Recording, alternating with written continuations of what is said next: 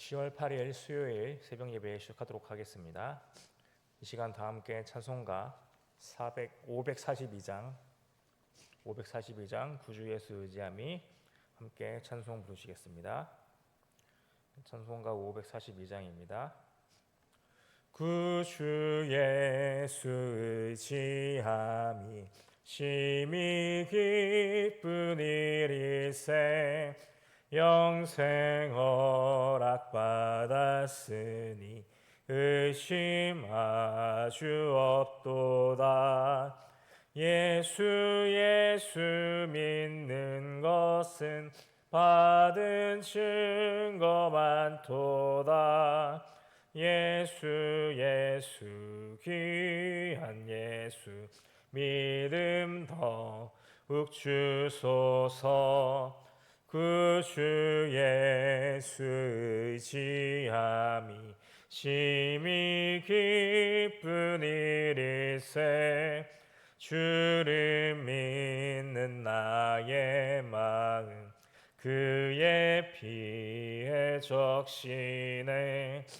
예수 믿는 것은 받은 증거 많도다. 예수 귀한 예수 믿음 더욱 주소서. 구주 예수 의지하여 죄악 벗어버리네. 안위 받고 영생함을 주께 모두 얻었네.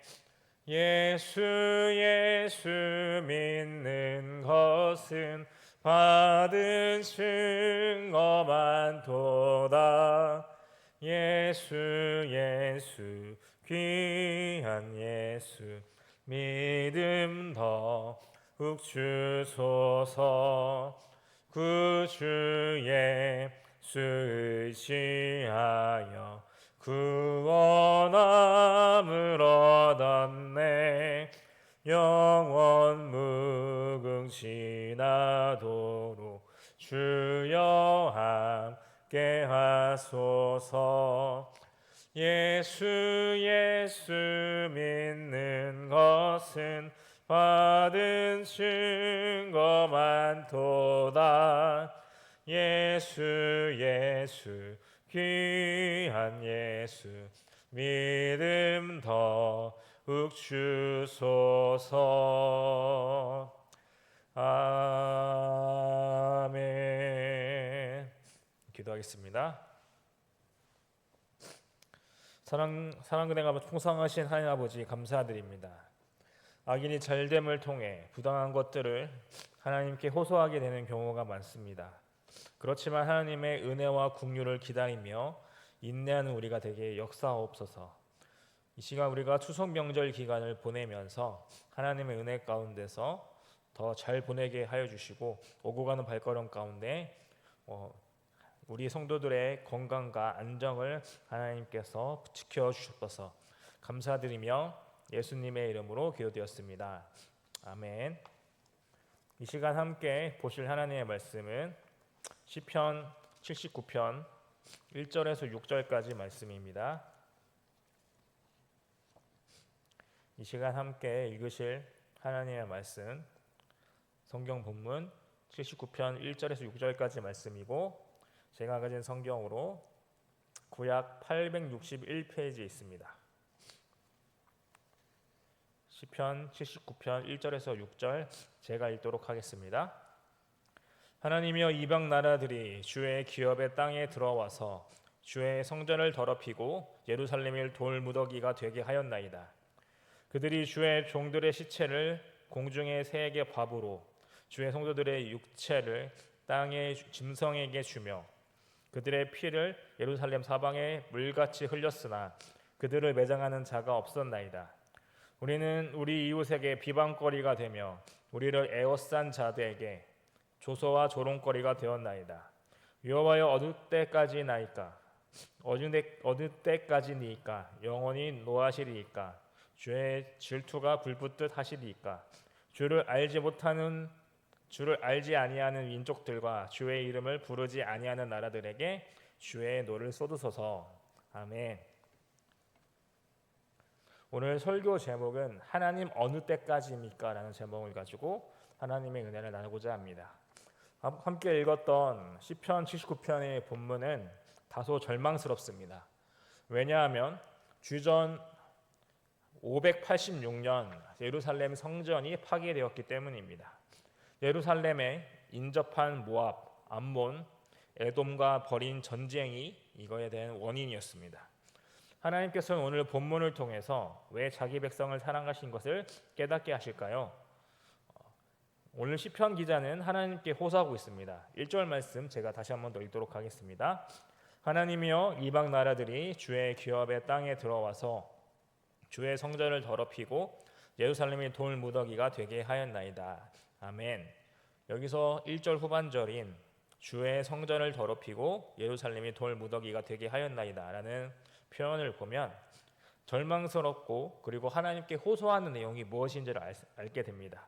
그리고 2절 말씀에 보면 시체라는 표현이 나오는데 고대 군동에서 정복당한 사람들의 시신이 매장되지 않고 부패된 상태에서 내버려 두는 그런 치욕과 저주의 상징을 말하고 있는 것입니다. 이것을 통해서 볼 수 있는 것은 예루살렘 성전에 바쳐진 피가 제물의 피가 아니라 자기 백성의 피라는 점입니다. 이것을 통해 얼마나 예루살렘 주변이 처참한 상황인지를 알 수가 있습니다. 이러한 모습이 주변 나라들에게 조롱과 놀림거리가 되었습니다. 그래서 오늘 제가 설교 제목으로 말씀드린 것처럼 하나님 어느 때까지입니까? 라고 호소하고 있는 부분인 것입니다. 당신을 알지 못하는 민족들과 이름을 부르지 않는 나라에 분노를 쏟으시라는 그런 내용을 시편 기자가 호소하고 있습니다. 이 내용에 대한 이유를 계속해서 설명하고 있는데요. 그들의 거주지를 폐허로 만들었기 때문입니다. 왜냐하면 하나님의 목장을 양탈하고 파괴했으니 하나님께서 어서 행동을 보여달라고 호소하는 것입니다. 시편 기자는 분명히 하나님께서 어떤 분인지를 알았습니다. 맹목적이고 임의적으로 심판하는 분이 아니기 때문입니다. 그래서 조상들의 죄를 끄집어내서 용서를 구하고 있습니다.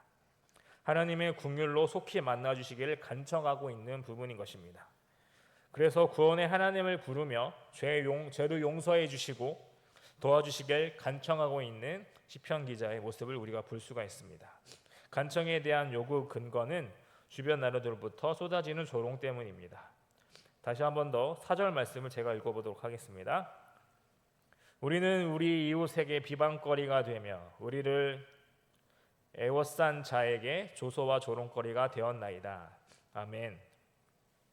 자기 백성이 능력 없는 신을 섬기는 사람들이 되지 않도록 하나님의 능력을 속히 우리에게 보여주시고 구원해달라는 간구의 모습을 본문을 통해서 알 수가 있습니다.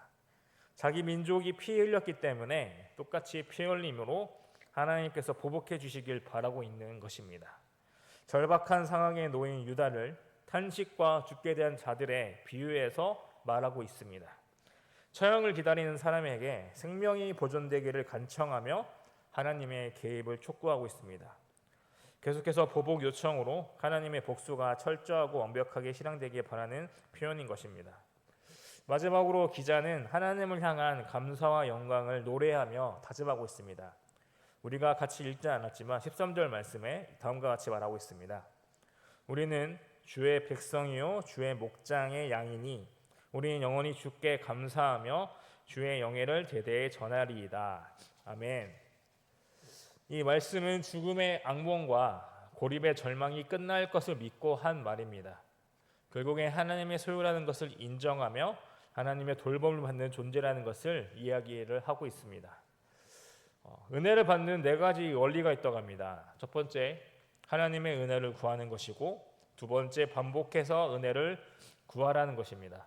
그리고 세 번째, 말씀을 앞세워 구하라는 것이고, 마지막으로 4번째, 은혜를 영원히 간직하라라는 것입니다. 이렇게 4가지 은혜를 받는 원리가 있는데 이것이 의미하는 바가 뭘까요? 욕심을 채우는 데 쓰지 말고 하나님의 뜻과 사명을 이행하려는 데 쓰여야 은혜가 같이 있다는 것입니다. 새벽 예배 온라인으로 드리는 여러분, 오늘 시편 기자가 간구한 내용에도 비록 암울한 상황 가운데 주님의 은혜를 갈망하고 있음을 우리가 볼 수 있습니다. 이것이 우리에게 보여주는 의미가 뭘까요? 악인들이 잘 되는 것에 대해 한탄스러운 상황이 생깁니다.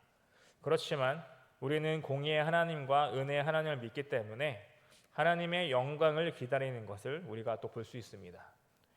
이것이 자기 백성을 회복하시는 하나님의 영광과 긍휼을 기다리는 마음일 것입니다.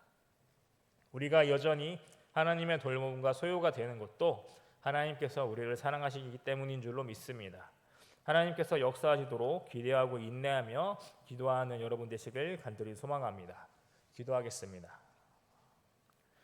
사랑은혜가 많으신 아버지 하나님 감사드립니다. 추석 명절을 맞이하여서 우리가 끝까지 하나님의 은혜를 사모하며 나아가는 우리가 될 줄로 믿습니다.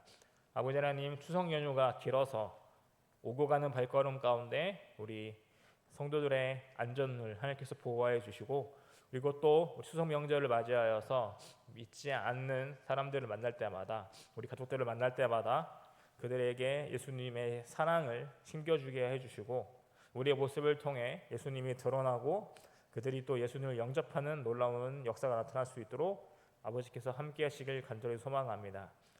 하나님께서 다시 보는 날까지 좋은 휴식과 또 하나님을 간절히 바라는 마음을 우리에게 부어주시길 간절히 소망하며 예수님의 이름으로 기도드렸습니다. 아멘.